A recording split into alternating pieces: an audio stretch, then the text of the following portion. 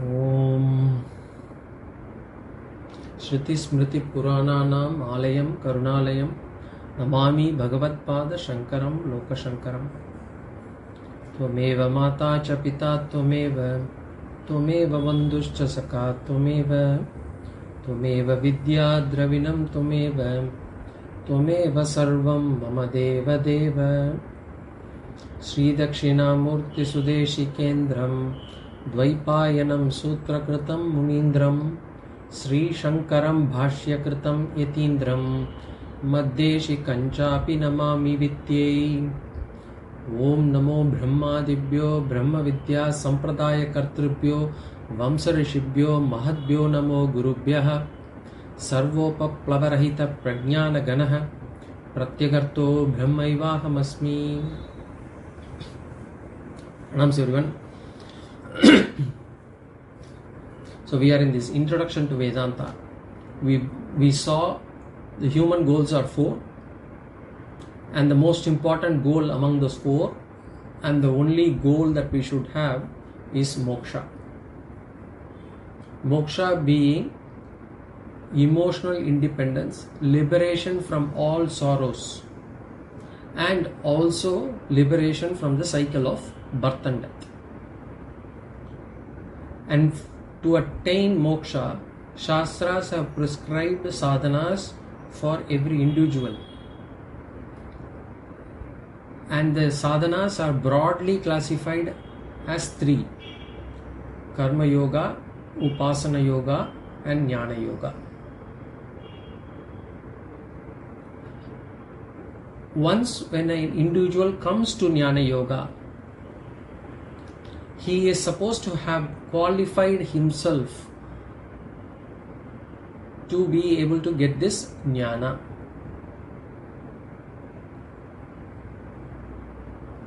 And what these qualifications are, we were seeing it in the last couple of classes. The qualifications are 4-fold qualifications. It's called as sadhana chatushtayam. 4-fold qualifications being viveka, vairagya, mumukshutvam, and shatka sampatti.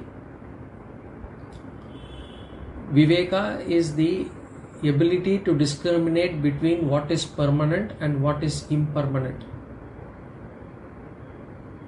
That ability to discern, the ability to split, the ability to understand and have conviction on what is permanent and what is impermanent. This viveka is also called, in English we call it as discrimination. And once we have identified what is impermanent, the attitude towards that impermanent things, the impermanent objects, should be we should have an attitude of vairagya towards it. Vairagya meaning dispassion. Ability to not get enslaved with any of these objects, any of these impermanent things. When we say dispassion, it is ensuring that we do not get emotionally dependent on these things.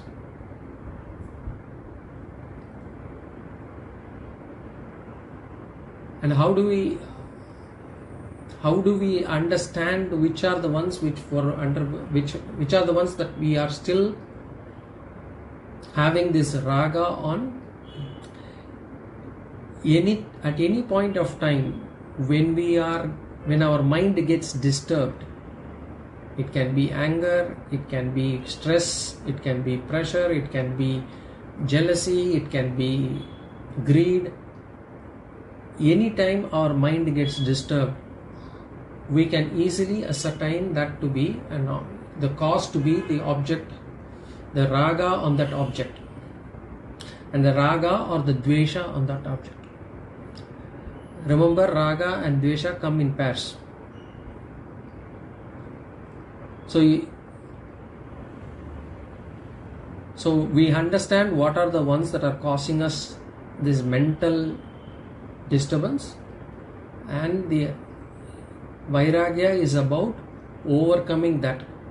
and to overcome that we will have to make sure that we are not emotionally dependent on any of these things. Swami Paramarthananda says that to convert necessities into preferences. Whatever I find, whatever I think is my necessity, if I am able to convert them into preference, from a must have to a nice to have, if I am able to convert that a must have to a nice to have, then I am able to slowly progress on Vairagya. Then we saw Shatka Sampatti. Shatka Sampatti is the sixfold wealth and these were Samaha, Damaha, Uparamaha, Shraddha, Titiksha, Samadhanam. Samaha is the ability to discipline our mind. Damaha meaning, Samaha and Damaha going together. Damaha is the discipline of sense organs. And then Uparamaha is the withdrawal or introvertedness. And then Titiksha is the ability to have forbearance, endurance, patience. And then Shraddha is an implicit trust on both the Vedas as well as the Guru. And then the Samadhanam, the final one, was about concentration. So these are the sixfold wealth, Shatka Sampatti. So the mind becomes calm, controlled. We are able to stop the mind from going away through Samaha and Damaha. And then that mind is then we are able to retain it, we are able to hold it, we are able to ensure that it doesn't get extrovert again through the process of Uparamaha. And that mind is strengthened through Titiksha, where we are able to overcome any of the difficulties that we have to face. And that mind is then qualified through Shraddha, and it is finally made to focus through Samadhanam or concentration. So these are the sixfold Shatka Sampatti. So the last one, Mumukshutvam, is the desire. The Shatka Sampatti is also called as discipline. So the Sadhana Chatushtayam can be called as discrimination, dispassion, discipline and desire. This Mumukshutvam is desire for moksha, for liberation, desire for freedom. Right now, in our lives, we are always enslaved to something or other. Physically, we are dependent on so many things, which is fair, which is how the world is supposed to function. At various times of our lives, we may be financially also dependent on so many people. That is also fair, that is how the life is supposed to be. But emotional dependence is something what we should be looking to come out of. Because the emotional dependence, this dependence on the world, is the cause for a lot of psychological problems.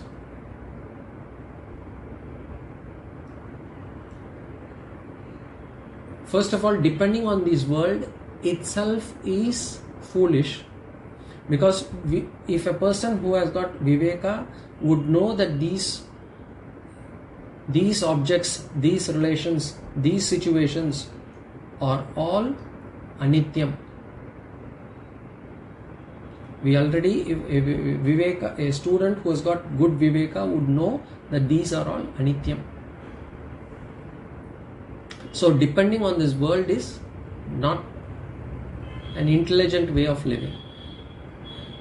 And as I said, the world dependence also causes a lot of psychological problems. The first problem is insecurity. I am worried every time that whatever I am dependent upon, it will give away. And if it involves people, then I am worried that these people will reject me, that this person will reject me at some point of time. And if somebody is liking me, then I start questioning myself and whether this person is going to like me permanently. So there is a constant insecurity with regards to family or everything else. And this insecurity will cause worry, will cause fear. This will cause frustration, disappointment, anger, hatred, everything. So this is a cause. So the world dependence is a cause of a lot of psychological problems. And I am depending on things which are meant to be undependable. I am relying on the unreliable. And that will definitely create problems. And it is not a problem with the people around me. It is not the problem with the objects around me. They are meant to be like that. They are anitya vastu by nature. It is just my mistake. It is just our mistake that we expect permanence out of impermanence.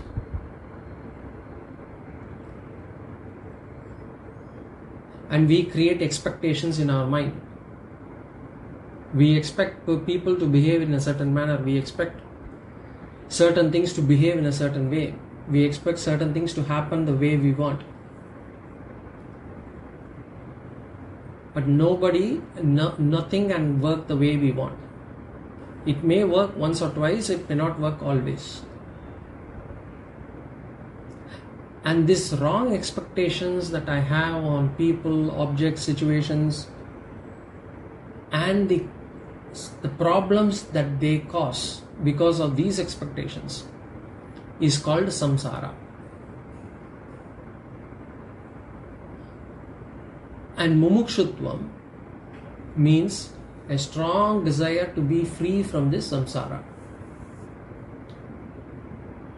So mumukshutvam is basically I want to get out of this problems related to all this insecurity, fear, frustration, anger, greed, all those things, hatred. So mumukshutvam, that desire for moksha alone is not enough. Because once I know that I want to come out of it, I should know what should be the way to come out of it also. So a sadhaka should know that to get to moksha, to get out of this samsara, the path to come out of this samsara is jnana yoga.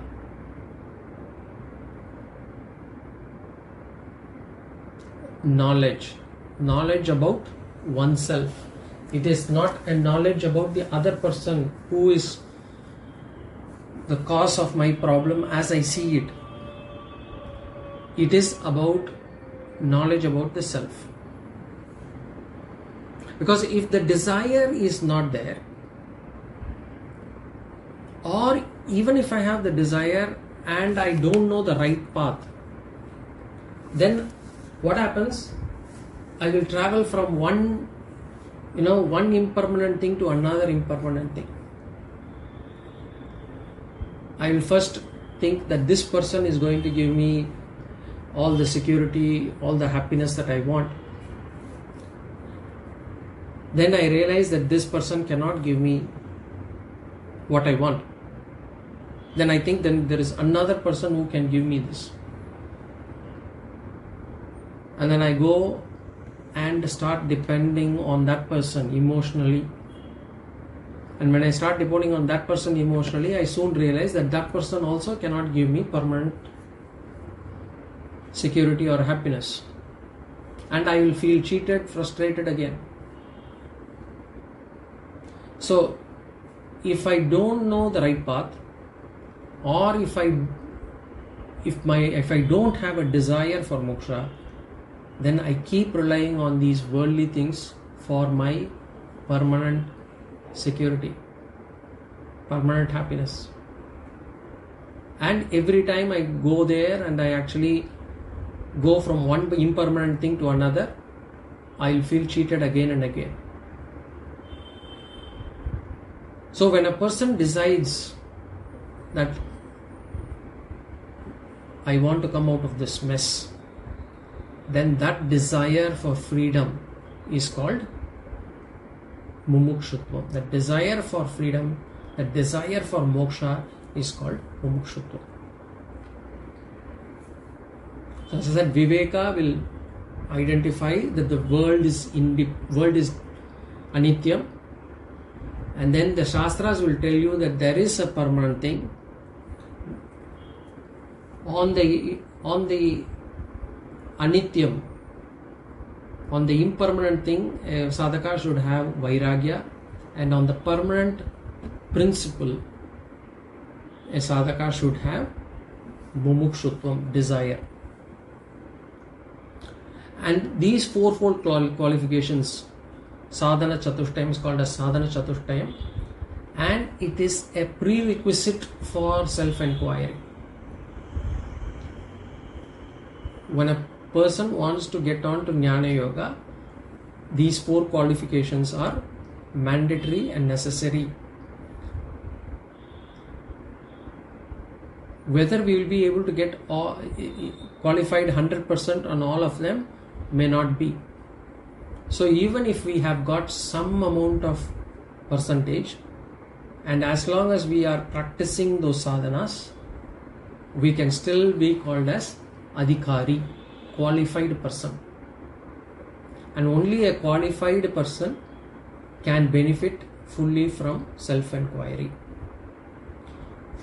For others who come to this Jnana Yoga, if they are not doing sadhanas to qualify themselves, or if they don't even have basic sadhanas, for them this Jnana Yoga will appear irrelevant. They might think it is a waste of time, or they may do it as a purely academic exercise. The whole Shastras could be something to, I know physics and chemistry, I know certain parts of mathematics, so this is one other subject that I want to know. So it could be only a purely an academic exercise. But for the knowledge to become our personality, for the knowledge to really help us in our lives, we will have to qualify ourselves on these fourfold qualifications. So only then I can call myself as an adhikari. And how do I become this adhikari? What are the sadhanas that I have to do to become adhikari on these fourfold qualifications?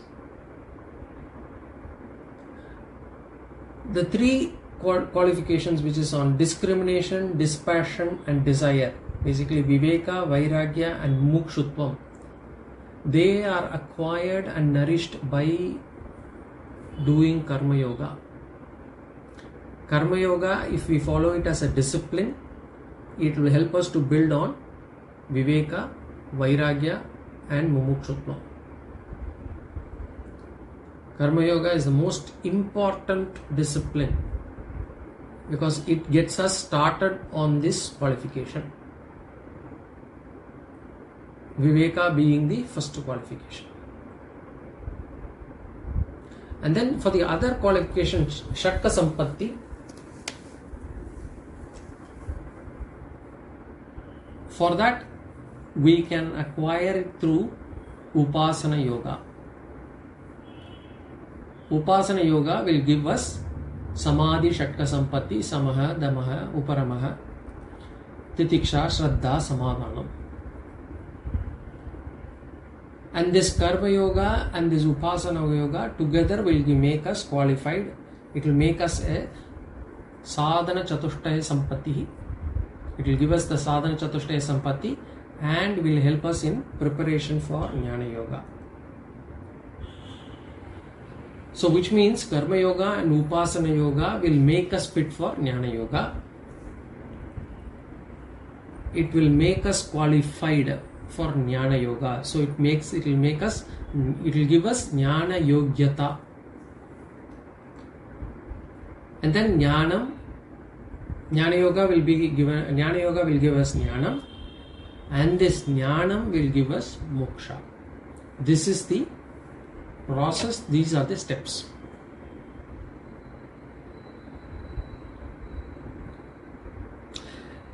So to get to this Sadhana Chatushtayam, Vivekam, Vairagyam, all these things, is Karma Yoga and Upasana Yoga sufficient for us to do that? It is Karma Yoga and Upasana Yoga, for it to have a real benefit on us, for it to give the benefit that we are looking for. Another important piece of the jigsaw is our lifestyle. The values that we follow in our lives. It becomes very important. An ethical life with moral values is highly important for us to get the benefit out of Karma and Upasana Yoga. A life of moral values is necessary for cultivating Sadhana Chatushtayam. Merely doing Karma and Upasana Yogas will not take us too long. Either we will not find the benefit and therefore we will drop it off, or we may be following it but we will not be able to see the benefit out of it. So morality and ethical values are also important for this sadhana. And what are these ethical values? There are many ethical values that have been highlighted throughout our scriptures. Out of all of them, 10 values are important. And without these 10 values, Sadhana Chatushtayam is impossible. And without Sadhana Chatushtayam, Jnana Yoga is impossible. Without Jnana Yoga, Jnanam is impossible. And without Jnana, Moksha is impossible. And without Moksha, which means there is no freedom, is not possible. Then without this freedom, we will always be a psychological slave of all the worries, fear, anger, hatred, depression, all these issues.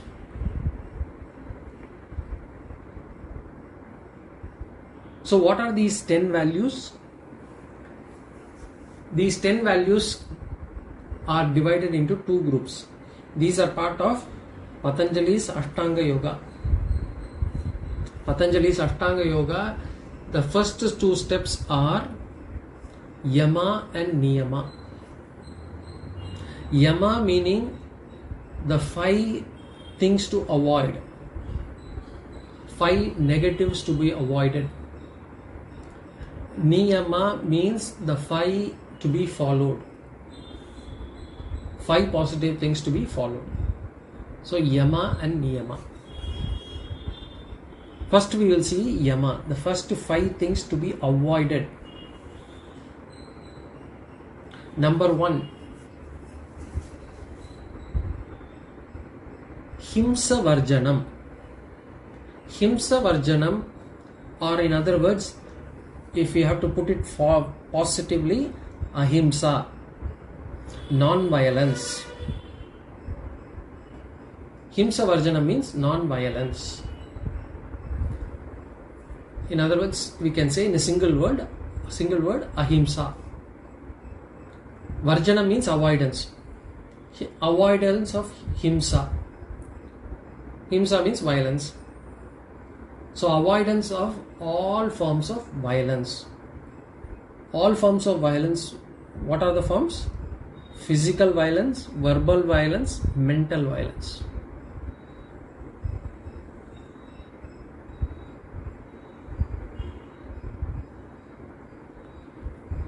And then if we say, okay, there are some unavoidable violence, because there is avoidable violence and unavoidable violence. When I say unavoidable violence, say for example, we walk on the roads, accidentally we step on some insects. Not that we do it on purpose, but we do accidentally. Those are called unavoidable violence.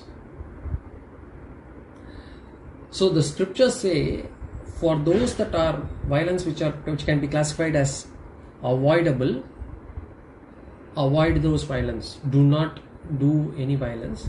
And for those that are unavoidable, do prayashchitta. And the prayashchitta for all these unavoidable violence is the Panchamahayajnas in Karma Yoga. Panchamahayajnas being Deva Yajna, Pitru Yajna, Brahma Yajna, Manushya Yajna, Bhuta Yajna. So those 5 Panchamaha Yajnas. So Himsa Varjanam is the first value to follow. The second value to follow is Asatya Varjanam, non-lying. Avoidance of lying, or in a single word, if I have to say, Satyam. Asatya Varjanam. Anruta Varjanam, they also say. Falsehood avoidance. Avoid telling a lie.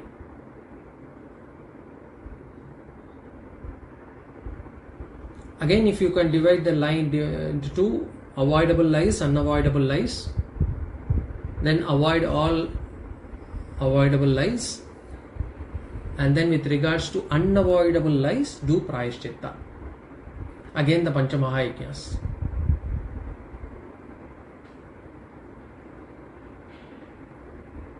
What is avoidable lies? What are these unavoidable lies? We have already discussed in chapter 13 in Bhagavad Gita. We will discuss when you come to Bhagavad Gita. We will discuss them there. On what is considered to be Satyam, what is considered to be Asatyam. We will not go into the details here. But we know any lie that we do for selfish reason is avoidable. That cannot be considered to be unavoidable. Anything that I do, any place where I lie for a selfish reason cannot be considered as unavoidable lie. That is the thumb rule. So that is second one. The first one was Himsa Varjanam. Second one, Asatya Varjanam. The third one is Steyam Varjanam. Non-stealing. If I have to put it in a single word, Asteyam. Avoidance of stealing. We may say we do not steal from anyone. So why should it be qualified even as a virtue to have? I don't steal from anyone. Shastras say that any illegitimate possession, anything that I possess which should not actually be with me, anything that I possess which is rightfully somebody else's, then it becomes stealing.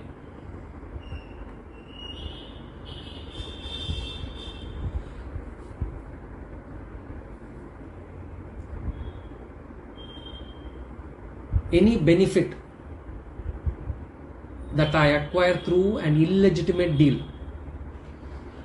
Suppose if I bribe something and get it done, then that is also considered to be stealing. So that is called as asteyam. The fourth one is maithuna varjanam.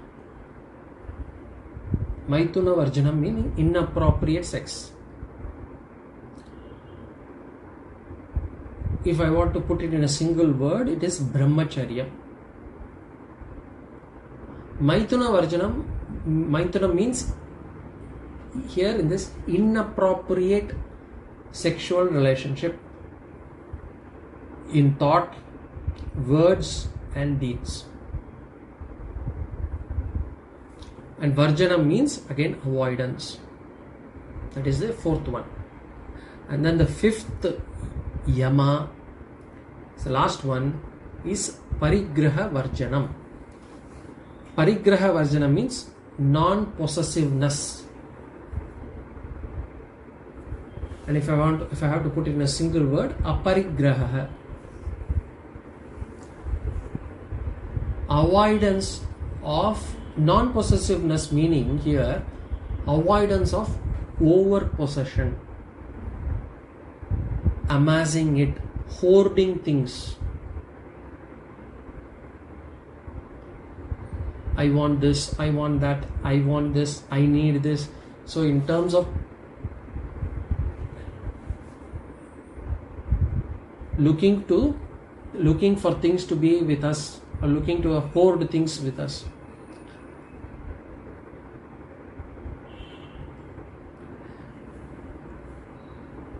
To put it in a positive language, we say to have simple living to the extent possible. Anything that we have more than what we need is considered by Shastra as hoarding. Anything that I have which is beyond my needs is considered to be hoarding according to Shastras. So here we cannot give away everything in one day, but we should slowly let go of things. So here, simple living to the extent possible. We need to reduce our needs or reduce our luxuries first. These are luxuries, whatever we are hoarding. Reduce our luxuries and then slowly reduce also, make the needs also into luxuries. And so aparigraha means if I have more, I share it with others. So these above are whatever we discuss now are all yama. What are they? Himsa varjanam, asatya varjanam, steyam varjanam, maithuna varjanam, parigraha varjanam, or ahimsa, satyam, asteyam, brahmacharyam, aparigraha. Non-violence, non-lying, non-stealing, avoidance of inappropriate sex, and non-possessiveness. These 5 are yama, the negative things to avoid. Now we'll go to niyama, the positive thing, 5 positive things to follow. The first one, an important one, is saucham. Saucham meaning cleanliness, purity. Saucham. Purity, when we say purity, both bahya saucham and antara saucham. Outer purity, outer purity and inner purity. Outer purity meaning things around me, place where I live, the objects that I possess, the things that I use, everything to keep it clean and neat.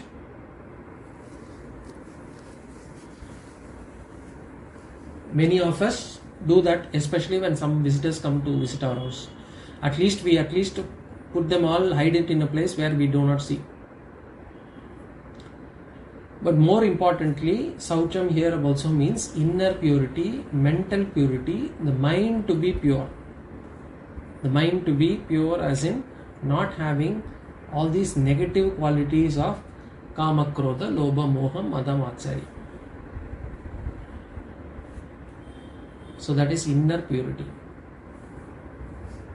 The second one is Santoshaha.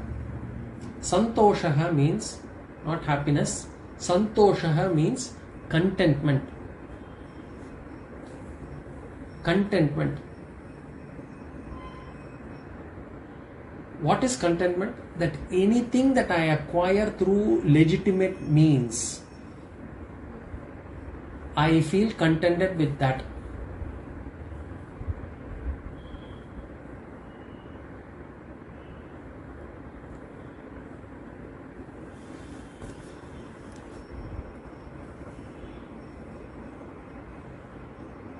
In Bhajagovindam there is a Ellavase Nije Karmopatam Vittam Tena Vinodaya Chittam.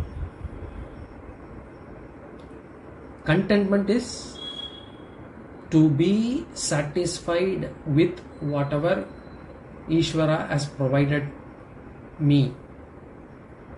Not to do a comparison and feel that I deserve more than the other person. Contentment with whatever I have. Third one is Tapaha. Tapaha meaning self-denial. Tapas we say. Voluntary self-denial.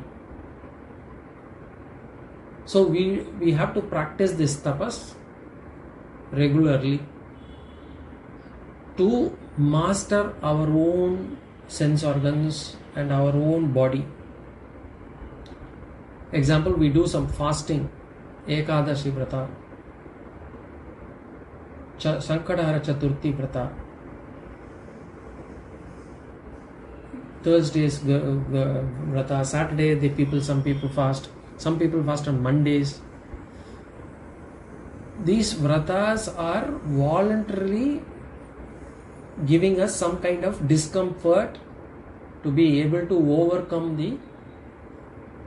to master our body, to master our mind. Mauna Vrata, that is another Vrata, there Mauna Vrata.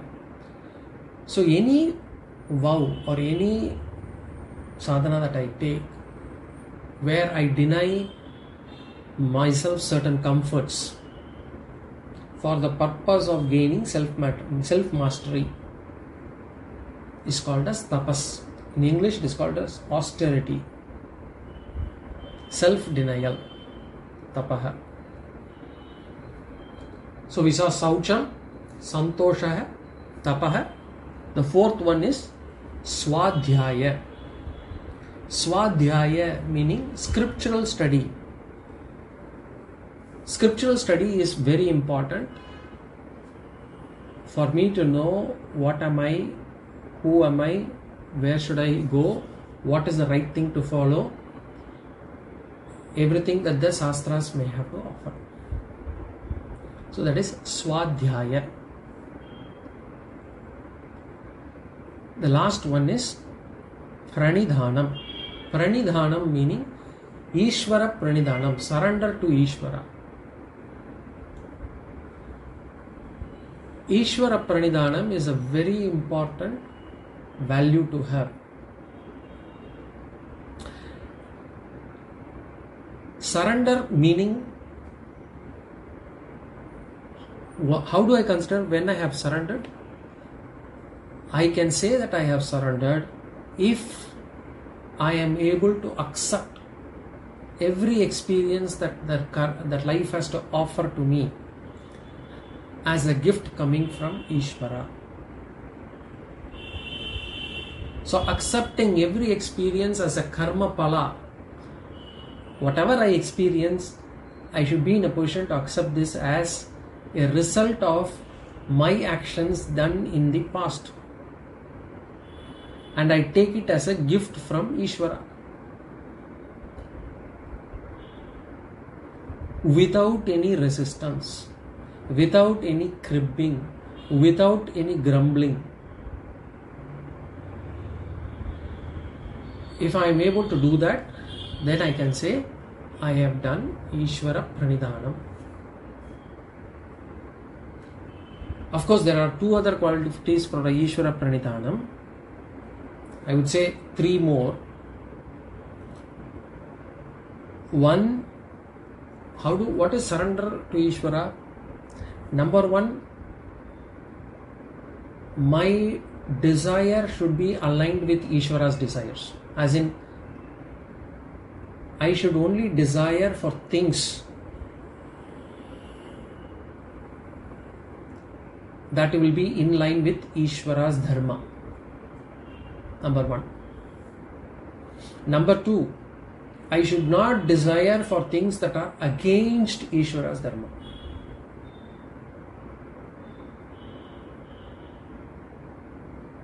Number three, I should be able to accept whatever life has to offer without comparison, without jealousy, without cribbing.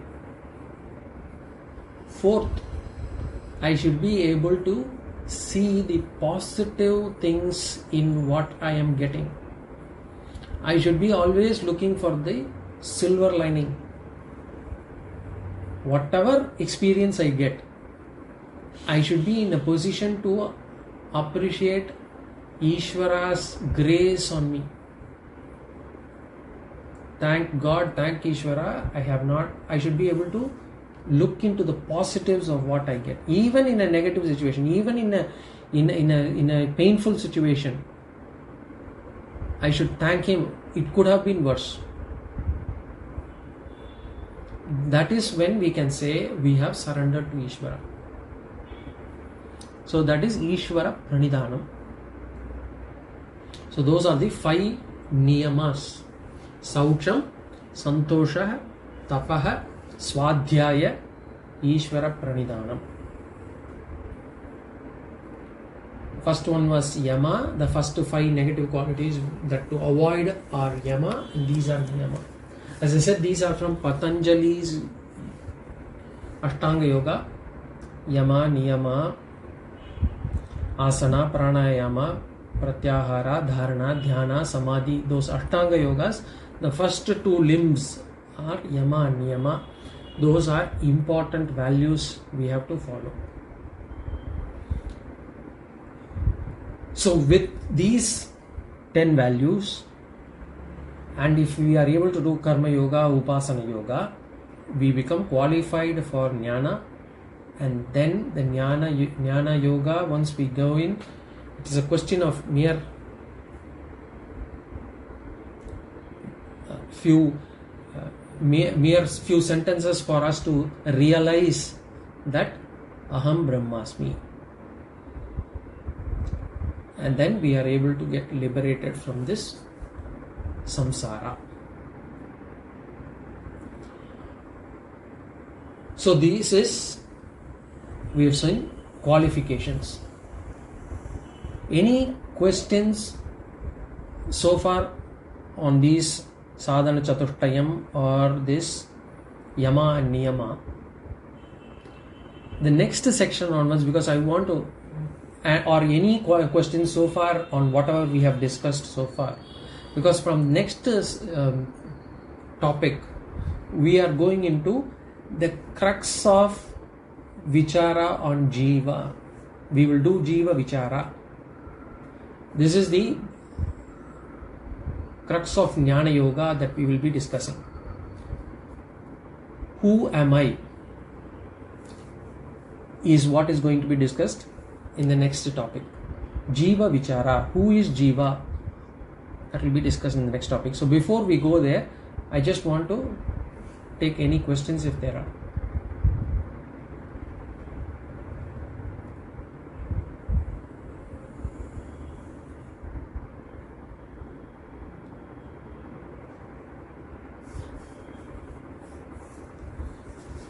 Okay.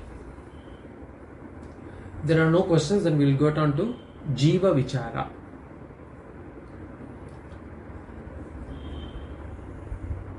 See, generally Upanishads speak of 4 things.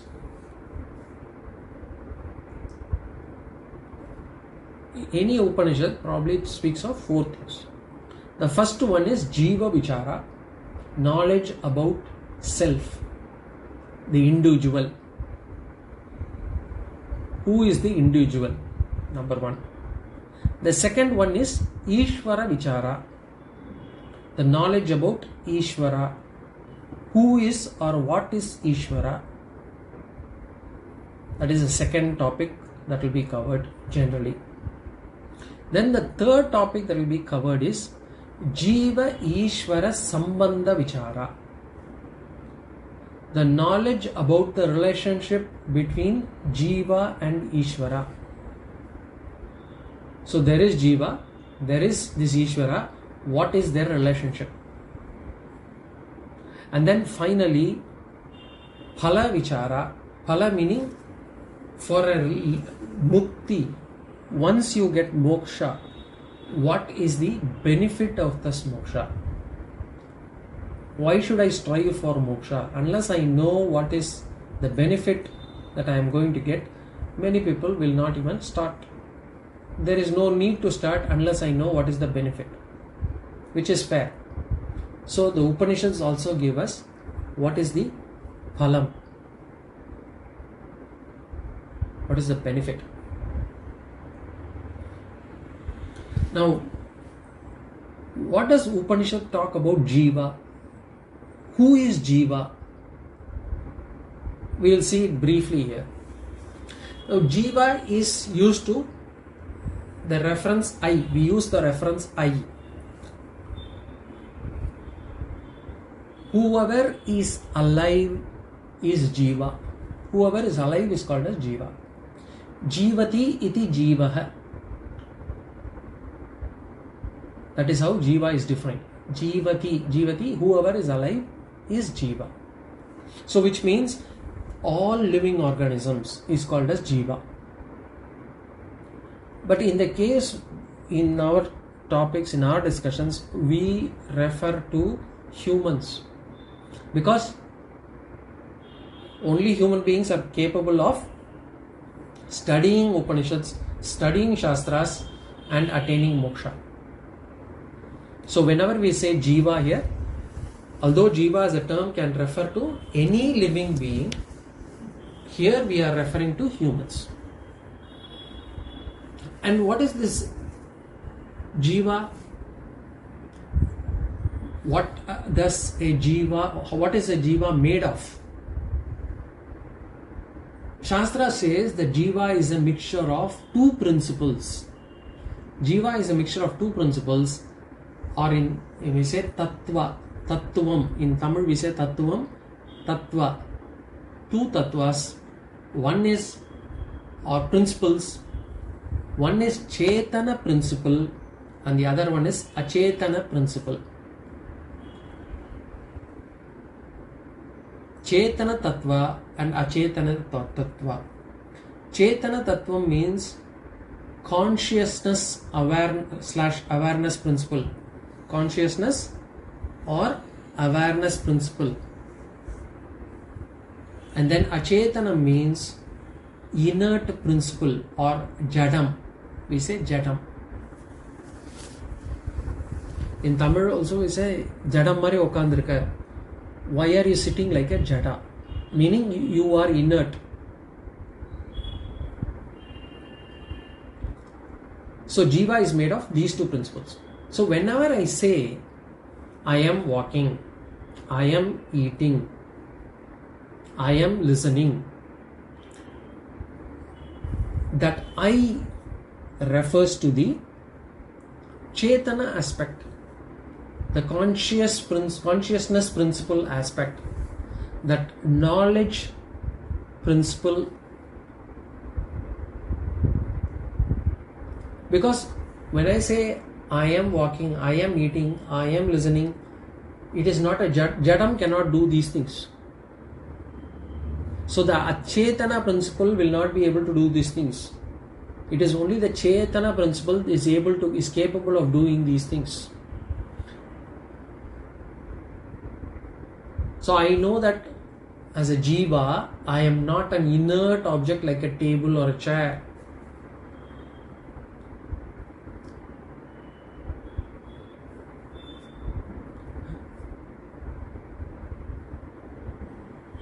But the Shastras also say that this body, this physical body, is also an inert object like chair or table. This physical body is also like an inert object. This physical body is a Jadam principle. How can we say that this physical body is a Jadam principle? I am feeling it, I am able to feel it, I am tasting it, I am able to smell things. How can you say that the physical body is Jadam? Because when the life leaves the body at the time of death, what we call as death, when the life leaves the body becomes inert, the body becomes Achetanam. So life is not part of this physical body. So the body is Achetanam, Jatam. So we can now agree that a Jiva is a mixture of consciousness and inert principles. In other words, whenever I say I, it seems to be a combination of both my life as well as Jadam principle, both my Chetana and Achetana principle.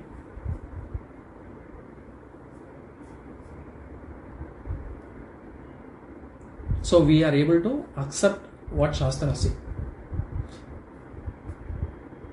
Now, next thing the Shastra says,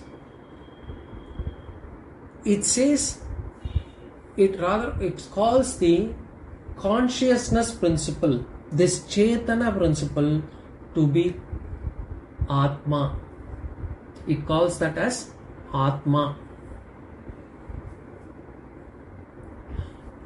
So because it calls the Chetana principle, the consciousness principle, as Atma, the inert principle automatically becomes Anatma, that which is not Atma. So a Jiva now is a combination of Atma and Anatma principles.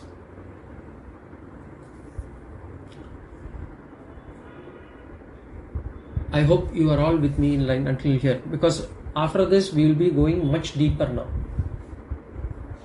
So I'll just try to recollect for your benefit whatever we discussed. Jiva, any living organism is called as a Jiva. Jiva is a mixture of consciousness principle and an inert principle. When I say I am walking, I am eating, I refer to the consciousness principle, the awareness principle, the knowledge principle, which is able to do all these activities.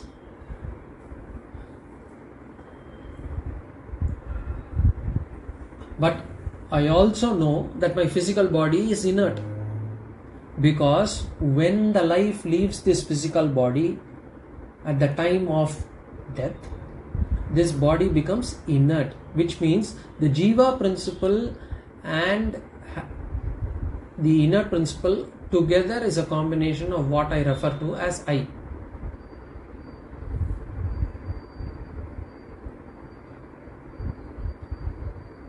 And this Chetana principle, the consciousness principle, is not part of the physical body.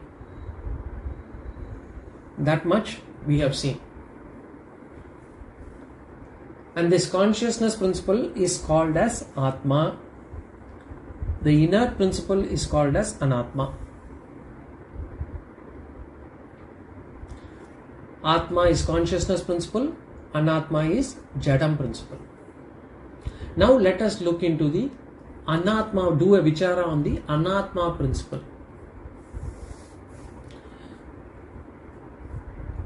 Shastra says this Anatma portion of Jiva, so Jiva means it refers to both consciousness as well as inner principle. Remember that. This Jiva, the Anatma portion of this Jiva has got 3 types of body, 3 types of Sharira. We think we see only one body. How are there 3 bodies? We say Sharira Trayam. Sharira Trayam meaning 3-fold bodies of an individual. Sharira means body, Trayam means 3. This Sharira is also known as Deha. Deha.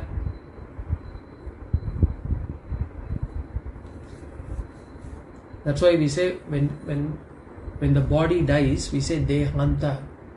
Deha Anta. Dehanta. So we can also say Sharira Trayam or Deha Trayam. The 3 bodies are, number 1, Stula Sharira. Stula Sharira. Or in other words, gross body. Stula Sharira, gross body. The second one is Sukshma Sharira, subtle body.